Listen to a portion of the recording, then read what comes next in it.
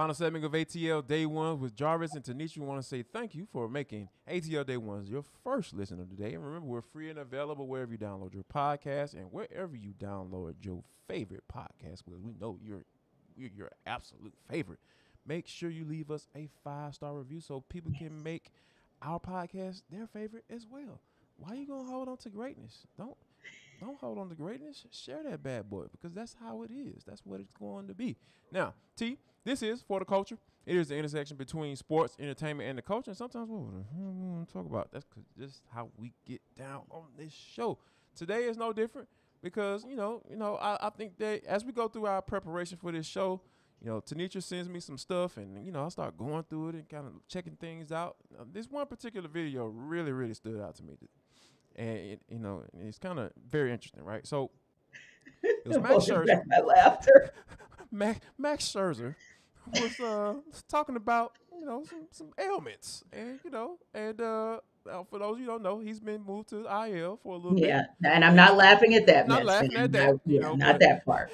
We're gonna get to the funny part. So I think that when we started talking about his ailments, and how he was feeling, he was talking about how achy he was, and he just wasn't feeling right. He was gonna miss one start. Yes. But we know how Mets fans are really, really annoying. They're up there with the New York Knicks. Funny how there's two teams from New York are very annoying, and they have the same colors. But I think that when you got a guy like Ian Rappaport who tweets out, "Please let the Mets, or let's go Mets, please," begging for a win against the Pittsburgh Pirates team. Like, where are we? This was a team that was up 10.5 games on June 1st. And now we're sitting here with the Braves tied at the top of the division. Oh, my God, T, I don't know which part I'm loving the most. The meltdown of the actual Mets or the meltdown of the fans. And I think I'm leaning towards the fans right now. Oh, can we get co-MVPs? Yes. Just like we have co-rookie MVPs on the Braves squad. On the Braves yes, team, I said we, the city of Atlanta. Yeah, that's how we roll down here. We roll deep on y'all folks. Yeah, so I'm giving them co-MVPs because really, okay, so when I look at the Mets fan base, right, they get the MVP because you know what? You really, really should have piped down. You've been piping up since May, and we told you, don't pipe up like that. Because the Braves are the world champions. The Braves are the ones who've won the division 4 years running. And the Braves are the ones who really have been ruling this division for the last couple decades. So until you do something that you haven't done since 1986, then you really got to be quiet. You really do. But I also will say that I'll give a co-MVP to the Mets because, there's a new song out that is on the top of the charts by my girl Beyonce. And, she says, "You can't break my soul." Well, I think that the Braves have broken the souls of the Mets. Think about it. Think about Taijuan Walker and how he was rolling before he came through the dirty. He rolled up in Truist Park, and I'm telling you, that dude has a twitch now. Telling you broke his soul. And I do believe that the Braves are out here trying to break souls in these next 30 games. So yesterday we talked about the fact that, hey, look, the Braves really are the better team, if you will. But in addition to that, the Braves are trending up. Everything is starting to come together. The bullpen is starting to find itself again. We're seeing solid pitching.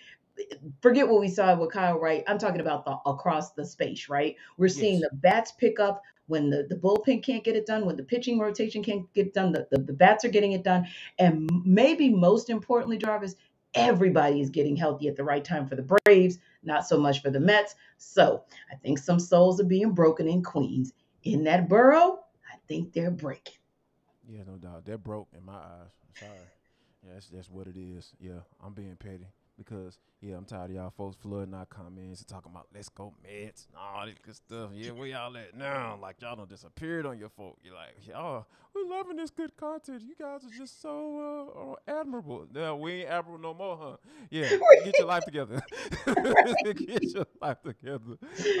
We know one player in the city of Atlanta that actually plays for the Atlanta Hawks, Dejounte Murray. He got his life together. T, yes. I got so excited when I saw this bad boy. Now, know how the players always post stuff on IG, and I'm not saying that because I have an issue with it. You know, I love how the guys like to share their lives. You know what's Right. going on with them. It's cool. Now, Dejounte Murray was in the gym somewhere, right? It looks like it was very dark, and then all I saw, next thing you know, he popped up on the screen and said, "Well, you know, like, he's man, I really love Atlanta. I really I love this city." And then it flipped to another screen and said, "I didn't come to Atlanta to party. I came here to win." Man, it just made me I don't know about you, T, but I'm super excited about fall basketball. Yes. Yeah, I so can't wait to see what this team looks like once these guys get on the court together with me, Yes. specifically There's Trae Young and Dejounte Murray. exactly. There seems to be such a commitment, right? And Right, sometimes, Jarvis, as our parents would say, sometimes they had to step back, right, and just let us fall in our faces to really learn the lesson. And right. unfortunately, it was tough for the Hawks fan base to see the Hawks kind of fall on their face for the better part of last season until they got it together. And unfortunately, it was a little too late because then they had to dig themselves out of that play-in tournament and then kind of ran into that bulldozer called the Miami Heat. This year, Yes. however, I believe two things. Number one, that they learned the lesson. And number two, they understand the assignment this year. And when you have those things coming together and you have a willingness and a commitment to buy into the game plan of whatever Nate McMillan is cooking up, and then Travis Schlink and Landry Fields went out and got you a guy, and then even got you some guys along the way who are, I believe, are going to be serviceable enough. I do believe that this team is slowly but surely reminding you, just like you said, with little pieces like, I didn't come to play with you today. I came to slay. I'm here on assignment. I'm not here to play. Not that he's not going to have fun with his new city. Not saying because, hey, San Antonio versus Atlanta, I mean, get real. But Comparison. he did not come here to play with anybody. And I love it. And I feel like there's just this fire, this commitment, this energy. And man, like you said, as excited as we are, and we are excited to see what this new look Falcons team is going to do come Sunday and for the rest of the season. We're excited to see what the Braves are going to do and whether or not they're going to contend and go deep in this postseason and try to put themselves in position for being two-time champions. But I don't know if we are as excited and maybe as intrigued as we've ever been about the Hawks like we are right now. Yeah, I don't see a time. Even when like leading up to the 60 win season or coming off that 60 win season, Yes. I don't feel like if you look up and down that roster, like the NBA 2K ratings just came out, right? I know it's a Hmm. video game, but follow with me, T.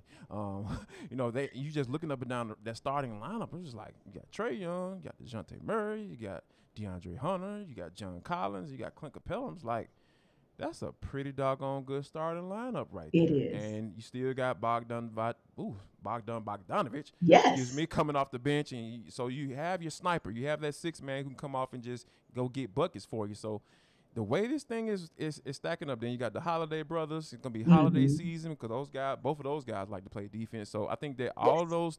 those components of that, the makeup of this roster, I really do like it as far as being a contender in the Eastern Conference. So, Yes.